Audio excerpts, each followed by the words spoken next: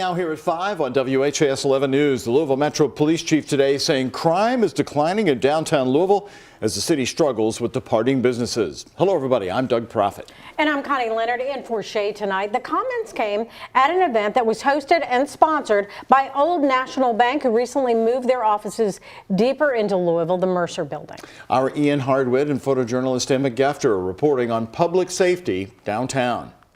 Our crime is going down, and I'm happy to say that.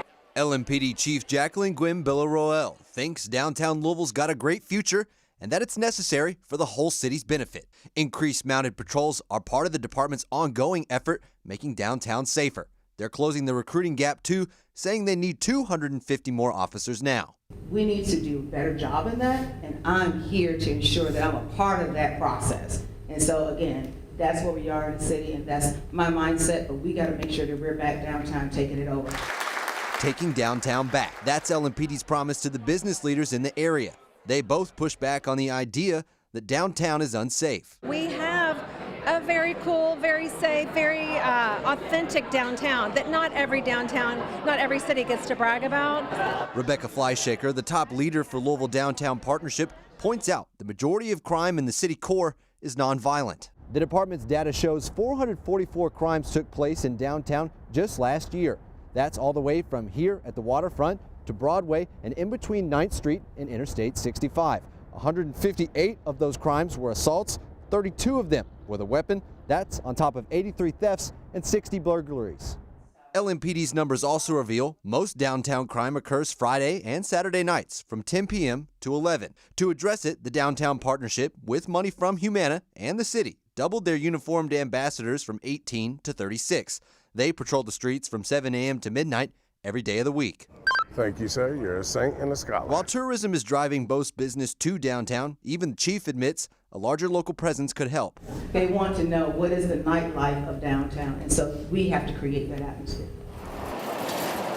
At 4th and Chestnut, late-night slice legend Spinelli's is reviving downtown's midnight hour atmosphere. All right, come on back. Abby White, the co-owner, shows us their new no-stage music venue behind a walk-in freezer, complete with a disco ball. We're just trying to fill in a gap where there is people that are looking for food. The hotels around here, tourists, so we've made it all-inclusive. Family dining and then also late-night dining. If you've been drinking, you can still come in and get fed. There's room for everybody here. And yeah, this is it. The key is getting many of those folks back downtown. In Louisville, Ian Hardwick, WHAS 11, on your side. And the leader of the Downtown Louisville Partnership also said 6 companies applied for the city's $3 million downtown revitalization fund. Mayor Craig Greenberg says they're trying to attract more medium-sized businesses that with money now. More local news here today at 5. Well, it was a big announcement from the Deputy Mayor Barbara Sexton-Smith today. You have given me an opportunity of a lifetime that I will be forever grateful for. And as I think about With that message to Mayor Craig Greenberg, Barbara Sexton-Smith says she's now stepping down from her position. Smith has held several positions with city government, including Metro Council. She says she'll continue to work on the businesses that she's built with her husband. And it is a great city. I was born and reared here, as was my beloved, and we call it our home. And Team Greenberg, we prevailed in November of 2022, and I am forever grateful that we did that. Thank you. She's always full of energy, and she'll stay in office until April 15th, at which point Mayor Greenberg says David James will move into the position of deputy mayor. Mayor Greenberg's administration is doing roughly twice as many homeless camp relocations as Mayor Fisher did. The city says it's connecting people to resources, but those we talked to say that's not the case. Tonight at 6 o'clock, our focus team will tell you how many clearings the city is actually doing and how much it's costing. More local news reaction tonight from Grayson County Police after a man broke into an animal shelter and released 16 dogs, taking one with him. Now he's in police custody and is facing several charges, including the death of one of those dogs.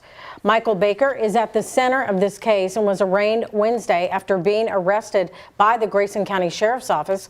Our Jose Alonso traveled to Litchfield to give us a deeper look. The Litchfield Animal Shelter has several forms of security, from locked gates, security cameras, and it's even hidden here amongst the trees. Unfortunately, on Tuesday, one man decided to come in while the shelter was closed and did what officials say wreaked havoc in the shelter, which ultimately led to the death of one dog. Litchfield PD released photos of what appears to be 43-year-old Michael Baker entering and leaving the facility last Tuesday. Spokesperson for the shelter and PD, Detective Sergeant Ian Renfro, says they've decided to withhold the security footage because of its graphic nature. Officials say Baker ended up taking the white dog in this picture, who ended up being the last one returned to the shelter. Baker has no connections to the animal, and he now faces 7 criminal charges. These animals are defenseless. They have no idea what's coming in and out. They trust that someone walking in there is probably going to be feeding them or cleaning their home. Volunteers at the shelter told me they are shaken by this situation and continue to fix up the dogs that were injured. Renfro says this case is unusual and they hope to find a motive as they continue to investigate this case. In Litchfield, Jose Alonso, WHAS11 on your side. The department spokesperson added that he's proud of how quickly they were able to make the arrest and safely return the dogs. Baker was given a $1,500 bond. He could be facing prison time for the death of the dog. A preliminary hearing is set for March 6 in Grayson District Court. Indiana police say a deadly shooting in the parking lot of the Clifty Falls State Park involved 2 men from Georgia. Officers were called to the area just before 3 Wednesday afternoon.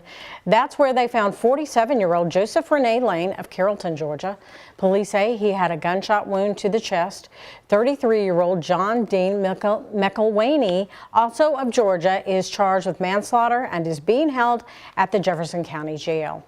An attorney for former UK basketball star Rajon Rondo wants a gun charge against him dismissed. The attorney says that charge violates his Second Amendment rights. Rondo was arrested in January on firearm and drug charges in southern Indiana.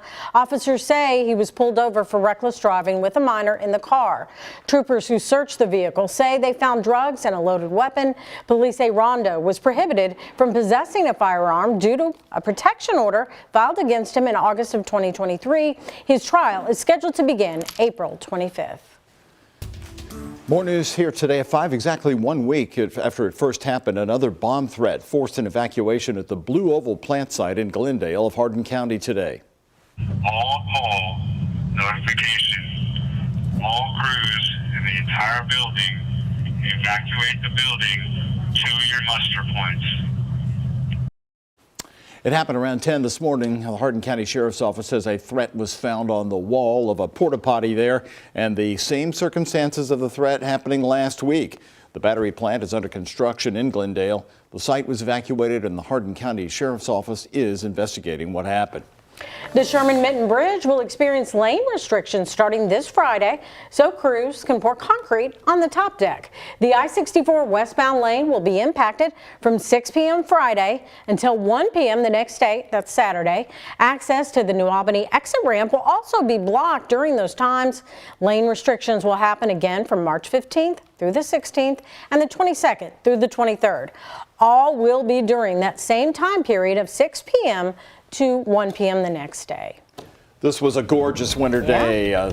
Great sunshine out there today. You really needed your sunglasses, and things are starting to green up a little bit. That's because we keep kind of having these warm days going into March. I know, it's weird. Well, the flowers popping out, but I still kind of needed a jacket out there, Colleen. Yes. It was a little chilly. Still need that jacket, especially when temperatures fall into below freezing range overnight, which is what's going to happen. But we have a change up for weather tomorrow. We have more rain, not as much sunshine to end your week. Right now, you can start to see those clouds starting to stream its way in from the south, and that's going to continue as we head throughout the rest of the evening and overnight tonight. Right now, temperatures hovering around 45 degrees around town. So off to our west, that's what we're watching. This really isn't a front. It's just a wave of moisture that's heading our way, creating some rain across central Oklahoma, and that's going to continue to cross Arkansas as it heads towards Kentucky. So widespread showers in that forecast as you head overnight tonight through tomorrow morning. So pack that umbrella, those rain boots heading to work tomorrow. It's just going to be light rain, no thunderstorms in that forecast. We'll still be seeing those scattered showers as we head towards the second half of the day. Temperatures will be staying in the 40s because of that rain, blocking out that sunshine to warm us up too much. So those showers will continue to inch its way towards our area overnight tonight. So by the time we're talking around 8 o'clock, they'll start to enter around E-Town, down to Greensburg and areas around Breckenridge County, crossing the metro into the late morning. So widespread showers in that forecast lingering into the afternoon. I'll time out those showers and talk about your weekend ahead coming up. Doug? Colleen, thank you very much. Today, Kentucky Governor Andy Beshear announcing that the state is getting more than $74 million to continue to create jobs to clean up hazards left by past mining projects. The $74 million is in addition to another $74 million that Kentucky got last June to start cleaning up these abandoned mines. Beshear says with last year's funds, the cabinet started or completed 38 projects in 15 Kentucky counties. Some of those projects include closing dangerous mine shafts and reclaiming unstable slopes. Many of these families have been worried about some of these conditions for years, if not longer, and they are now seeing real action. Governor says the funding will also be used to rebuild water infrastructure and address water supply issues in some of these impacted areas.